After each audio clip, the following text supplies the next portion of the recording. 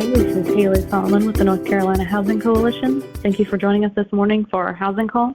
And without further ado, I will turn it over to our Director of Housing Policy, Stephanie Watkins-Cruz. Good morning, everyone. I hope you are having a great week so far. We're going to go ahead and kick it off with Coalition Update. We just want to let you know that our last housing call of the year will be on December 19th, and we will be back in 2024 on January 9th. Now, remember, if you need to go back and listen to a past podcast or you want to review the call notes, you can visit our website and specifically go to nthousing.org/podcast/.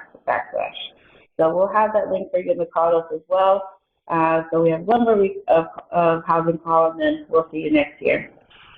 We also want to remind everyone that Bringing It Home workshop proposals are due on January 12th.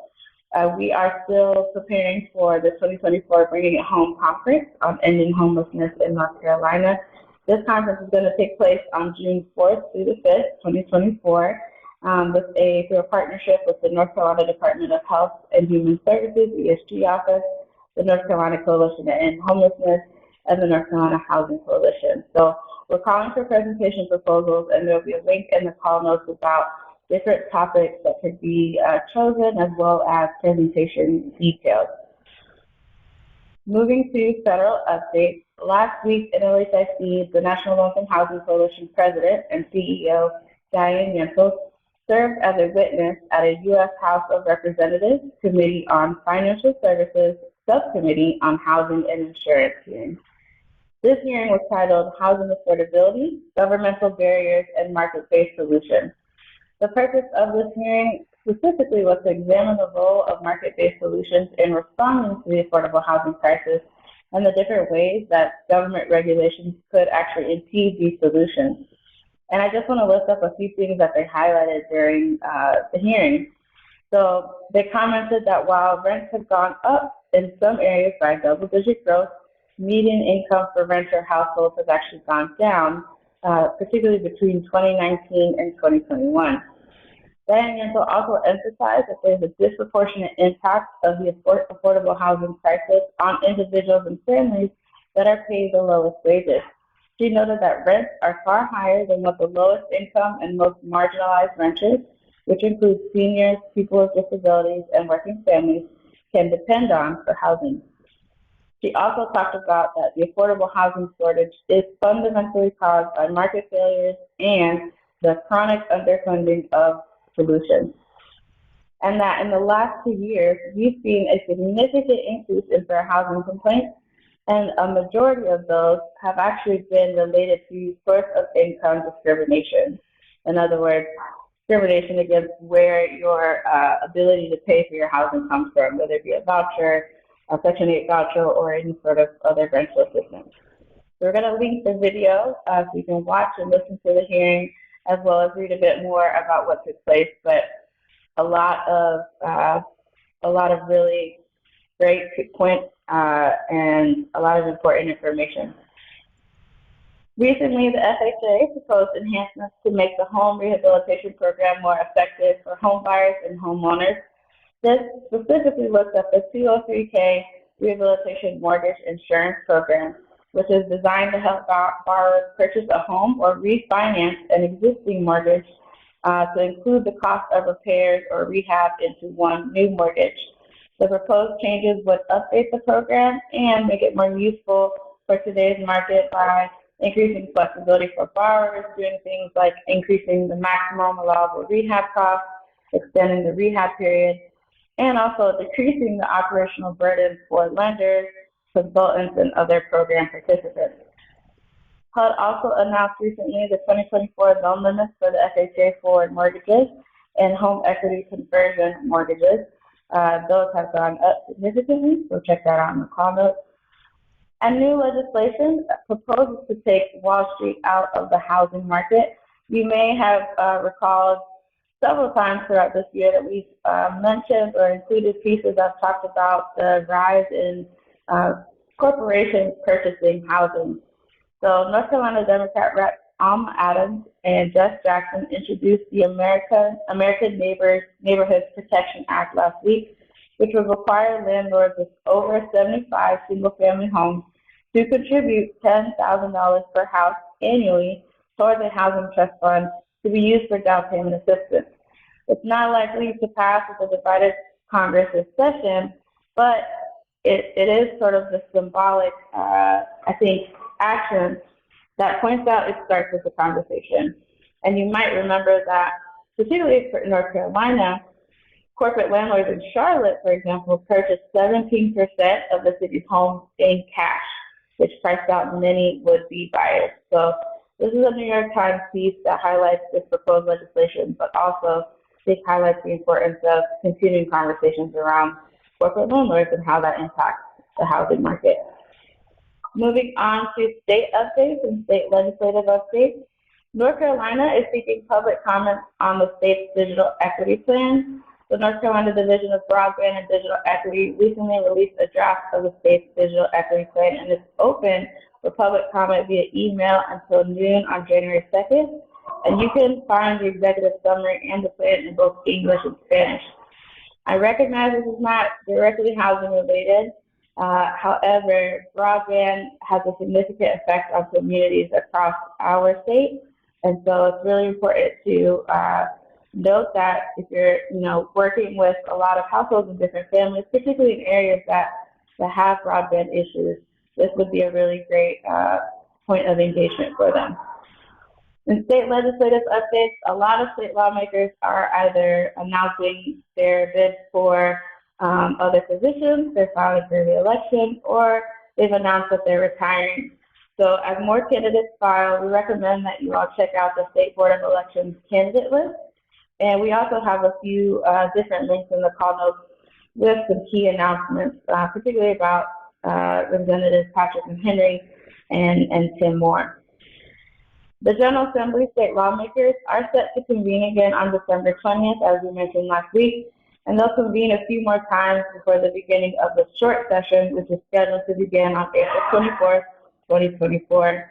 We'll continue to monitor any issues brought forward regarding housing or related issues, as well as any potential technical corrections regarding the state budget.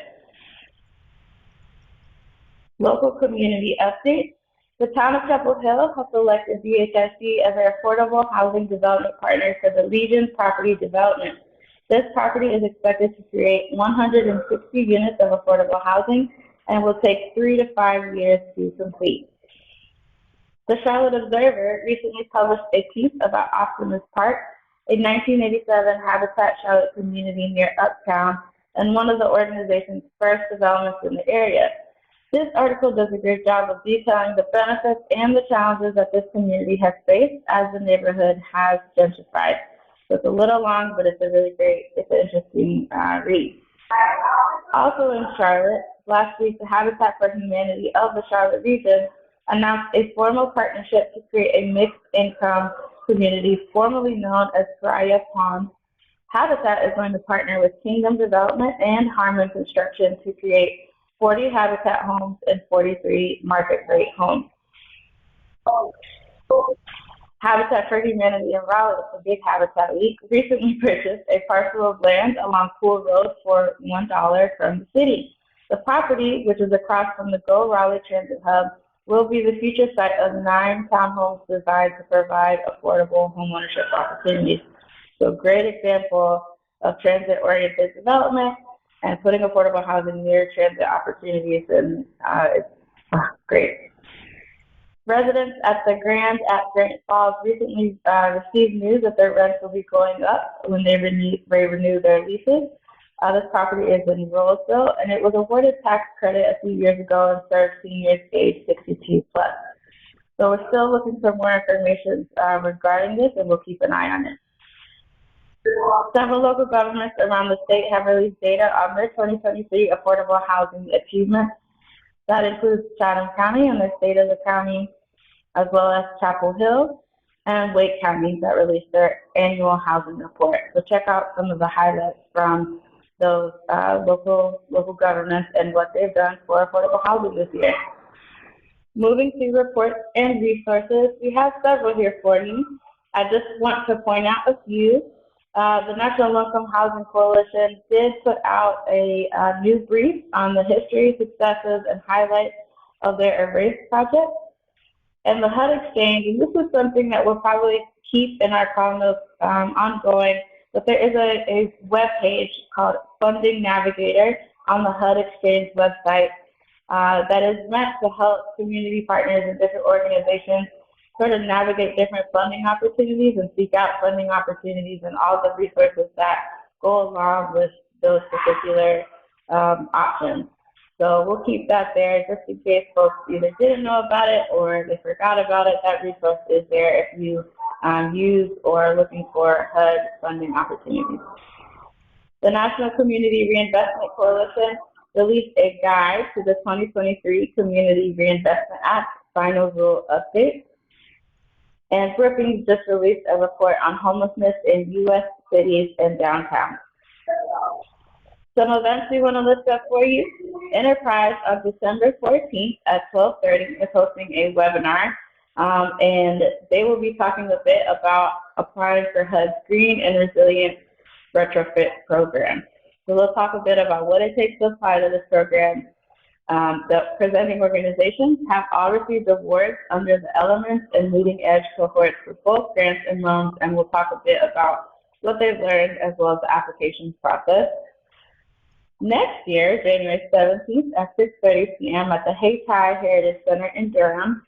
It's an in-person event, $25 or sliding cost, an event titled Economy for All 2024, Building a Better North Carolina.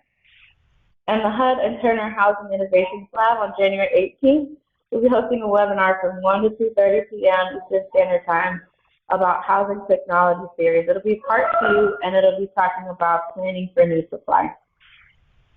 We also have several news pieces for you that are all actually really interesting. So if you want to nerd out a bit today or throughout the week, I definitely recommend taking some time to read through them. I want to list up a few. One from Shelter Forest titled The Only Tool in the Box is What It Means That LIHTC Dominates Affordable Housing. And it does a good job talking about some of the concerns that developers and housing practitioners have with sort of the shortage of alternatives to LIHTC and what that does for the affordable housing crisis. There's also a piece from Novogradac that talks about how the release of 2022 ACS data, which just happened last Thursday, poses questions as to how HUD will calculate the 2024 income limits. So we know the income limits have been a bit tricky to calculate in the recent years and have been pretty volatile, particularly during and right after the pandemic. So this will be very interesting to see how they calculate it for 2024. And then the last piece I want to list up is a piece from New America. It is an opinion piece, but it talks about how eviction is one of the biggest health risks facing Black children. And again, this is a great example of how housing is not a siloed issue. It is intersectional, and how there is still quite a bit of disparities in sort of the crisis aspect and the biggest health risks. One of the stats that they released in this opinion piece talks about how over 50% of eviction filings in this country are against a Black family. They also talked about how Black renters comprise 18.6% of America's renter population, yet they make up 51.1% of those affected by an eviction filing and 43.4% of those evicted nationally. I will say that one more time. Black renters comprise 18.6% of America's renter population, yet they make up 51.1% of those affected by an eviction filing and 43.4% of those evicted nationally. So take a moment to read those pieces. And remember, if you ever want us to talk about a particular issue or you have questions, you'd like to see a particular resource, please don't hesitate to reach out. Give us a call, send us an email. I hope you have a great rest of your week, and we'll see you next time.